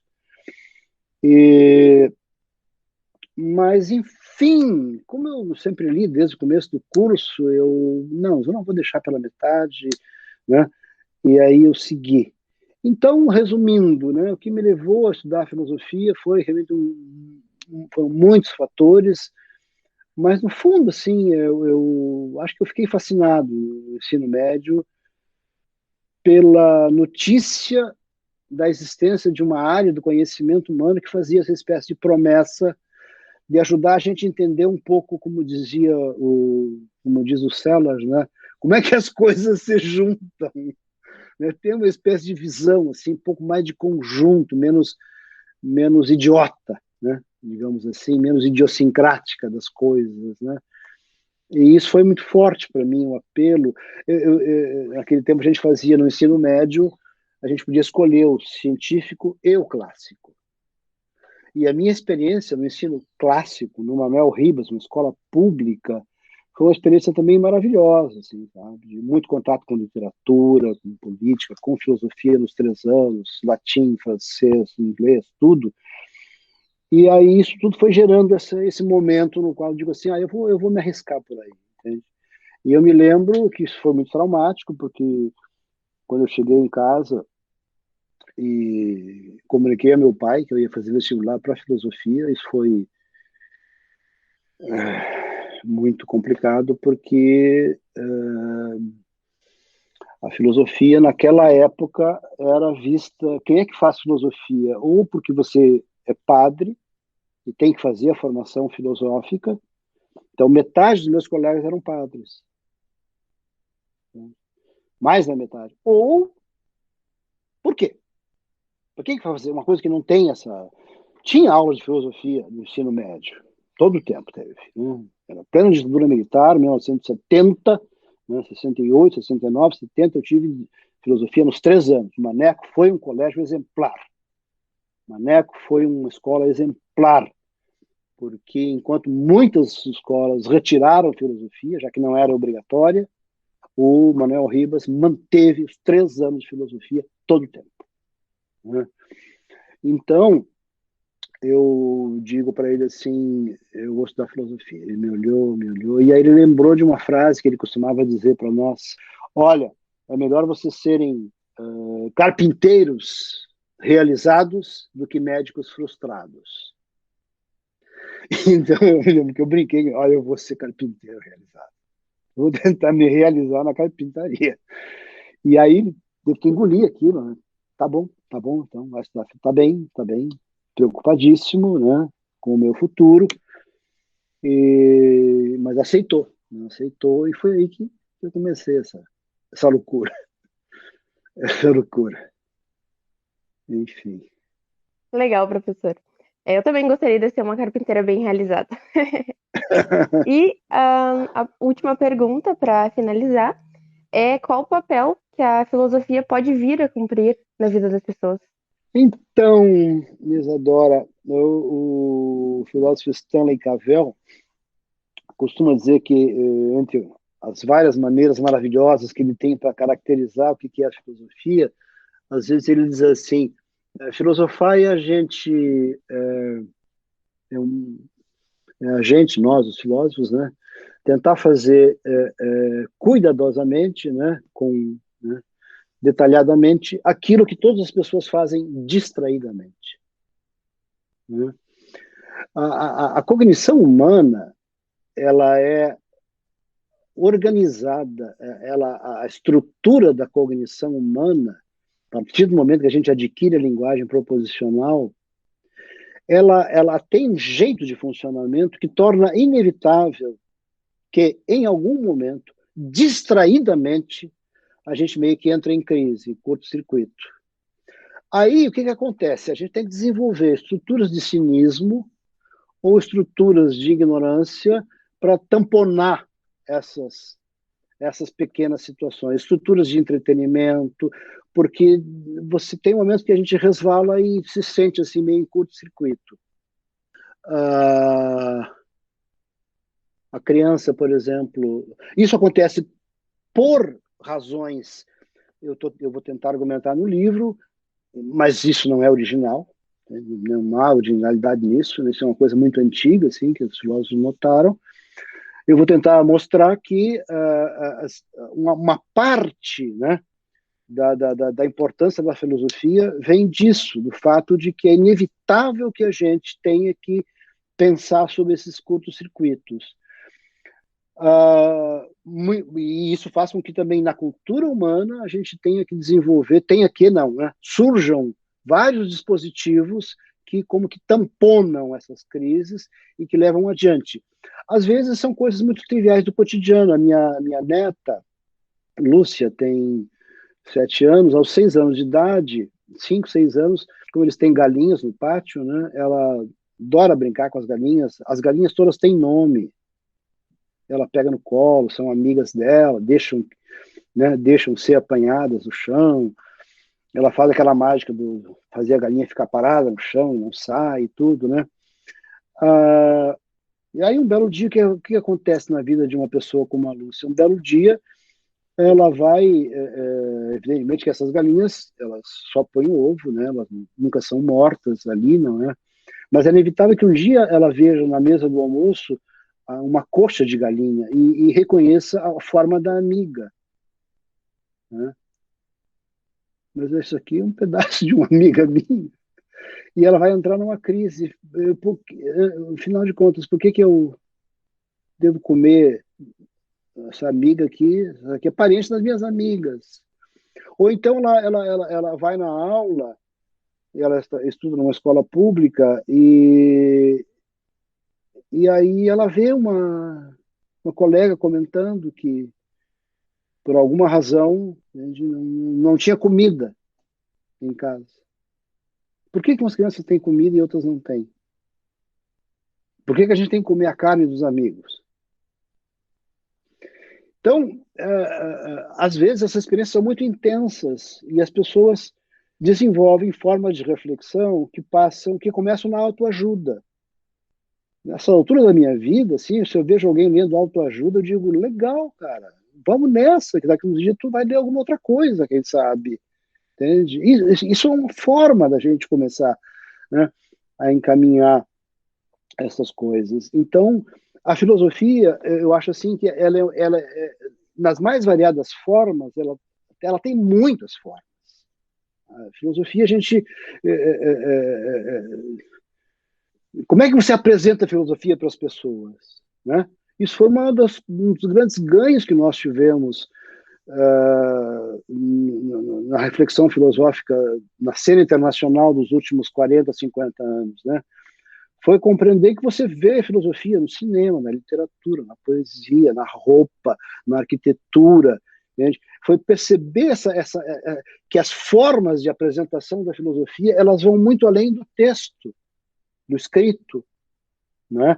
Que são formas em que nós, seres humanos, criamos essas pequenas oportunidades assim que a gente, se não faz ajuste de contas, pelo menos a gente tenta um certo ajuste de contas para ir para um outro patamar de autocontrole, de autossatisfação e assim por diante. Então, eu acho que a filosofia, ela, se compreendida assim, né, com essa abrangência, ela tem esse papel assim de contribuir para a gente, essas formas de reorganização contínua que são quase que fazem parte da condição humana, né? A condição humana é isso, né? A gente tem que estar se reorganizando continuamente, porque vem chumbo e pau de tudo que é lado na vida, entende? Pela contingência, a vida humana é contingente, nós estamos absolutamente expostos assim a todo tipo de desastre, de sorte, de azar, entende? É um sertão, né? É um sertão. Então, o papel da filosofia é sutil, às vezes, sutilíssimo, né? E cabe a gente reconhecer, explorar, ampliar, né? Mas ele vem acompanhando a humanidade desde que a humanidade é gente, né? É o aparelho digital. O aparelho digital, uma vez instalado na gente, gera consequências. Gera consequências. É assim. Olha, Ronai, sensacional. E eu já quero deixar de público aqui, né, o convite para, tão logo tenhamos o teu livro sobre filosofia e educação, né, que, pelo que eu entendi, vai ser o primeiro a ser, né, publicado. Vai sair agora. Tem que sair agora tem que sair. E aí a gente vai querer te importunar de novo aqui e ter mais uma conversa, né, sobre o tópico do livro, tá? E te agradecer imensamente, né, a oportunidade de estar aqui conversando contigo, né? Eu acho que os nossos co-entrevistadores aqui, entrevistadoras também, acho que compartem esse mesmo sentimento, como ficou claro ao longo de toda a nossa conversa, né? Com certeza. Ter que escrever um livro em 6 meses e estar aqui 2 horas falando com a gente é uma honra. Mas é inspirador. Luísa, conversar, como diz o Alva Noy, a gente pega o que é conversar. Conversar é uma atividade organizada. Tu tem que organizar teus pensamentos, tu troca de turno com o outro, tu reage ao que o outro diz. Conversar é uma dança, né, também. Então, eu estou aprendendo muito aqui com vocês e para mim foi uma oportunidade maravilhosa. A gente fica trancado em casa nessas circunstâncias e poder interagir com vocês hoje, saber como é que vai o nosso curso, conhecer vocês, foi muito, muito valioso e muito reconfortante para mim.